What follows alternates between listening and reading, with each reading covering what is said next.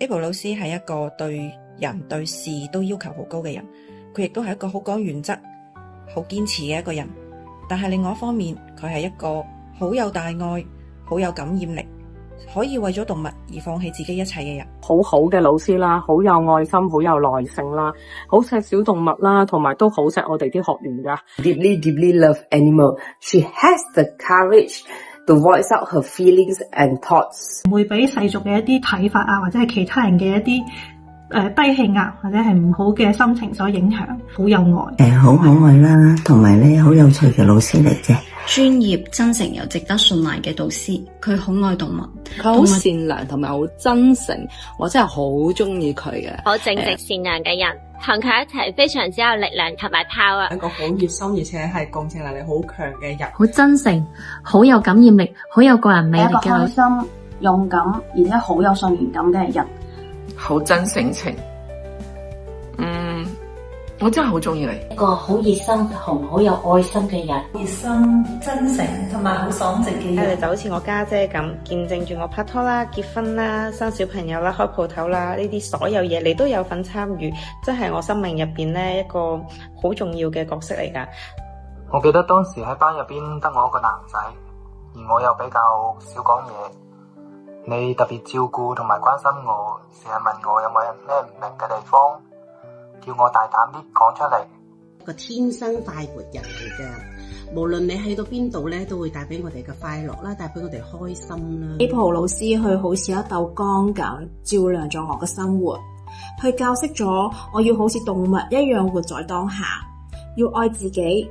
我做到啦 ，April 老師。我洞察力非常之強，同埋擁有一個好寬宏嘅心啦，同埋真係好愛動物嘅。一個忠於自己諗法嘅人嚟嘅，佢唔係太介意人哋點樣睇。有愛心、有耐性，同埋佢係一個好開心嘅一個老師。每次見到佢都好似見到一個開心果一樣，活潑啦，好率直嘅一個小朋友。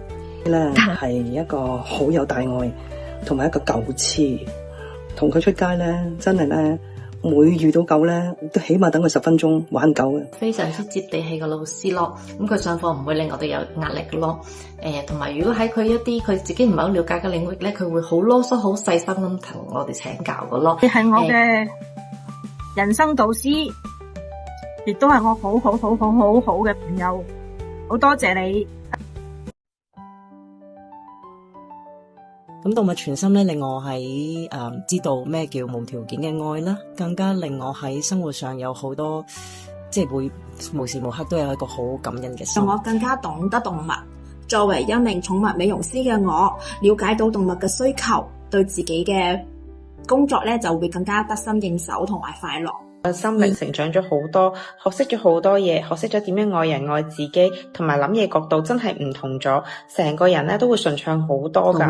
無論動物佢離世係處於一種乜嘢狀態之下離世嘅，咁其實佢係完成咗佢自己嘅使命啦。教識我點樣同動物溝通，令到我可以同動物學習，活在當下，學習更多佢哋嘅身上嘅優點。Show me the meaning of unconditional love。And the importance of honoring every individual need。我更加知道我嘅動物嘅需要同埋佢嘅情緒波動，我同我嘅寵物變得更加親密。識咗我咩係動物傳心，乜嘢係無條件嘅愛，點樣愛自己、愛別人、愛動物。我自己嘅自信有好大嘅提升，同時我又學識咗尊重唔同嘅生命，打開咗個全新嘅世界。多謝 April 老師教識我哋同動物溝通嘅技巧，就係我學識咗無條件嘅愛，懂得接受，懂得放下偏見，可以幫到身邊嘅小朋友啦，即係對呢個世界嘅睇法係唔同咗㗎。我會完全感覺到動物對我哋人類咧嘅無條件嘅愛咧，真係好偉大。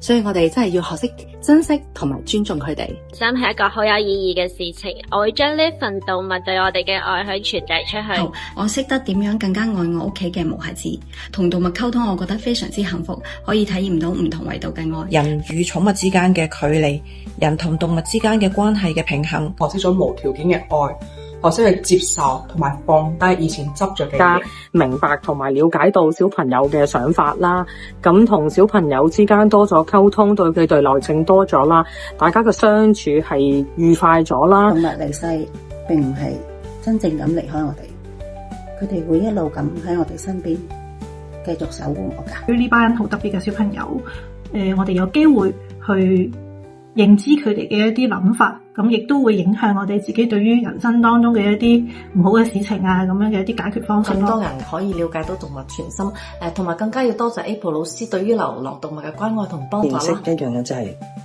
我哋要相信愛，人同動物之間嘅愛。到動物係比我哋想象中要更加強大，咁我哋先至可以更加好去面對我哋人生入邊每一個課題。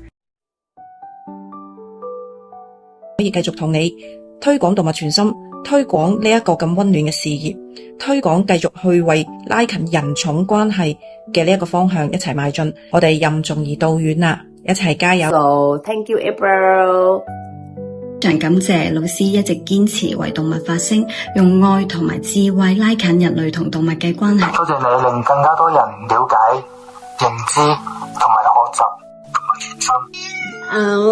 咁好多謝 April 老師啦，祝你喺動物傳心裏邊可以發揚更多嘅人去學習動物傳心咯。等我哋去多啲了解動物，去更加愛我哋嘅動物，有更加多嘅朋友仔加入咗我哋呢個團隊。多謝 April 老師，動物傳心7周年快樂！你將呢個愛嘅能量發揚光大去全世界。我好希望人能夠同動物能夠和平相處。多謝 April 老師對於流浪動物嘅關愛同幫助啦。I love you, April。更多人可以認識動物傳心，支持動物傳心。喂，恭喜晒7周年教學快樂！多謝你 April 老師7周年教學快樂！多謝老師。非常之多謝 April 老師，愛你哦！只要你需要我，我永遠都在。愛你哦 ，Thank you。多謝你，感激遇上你。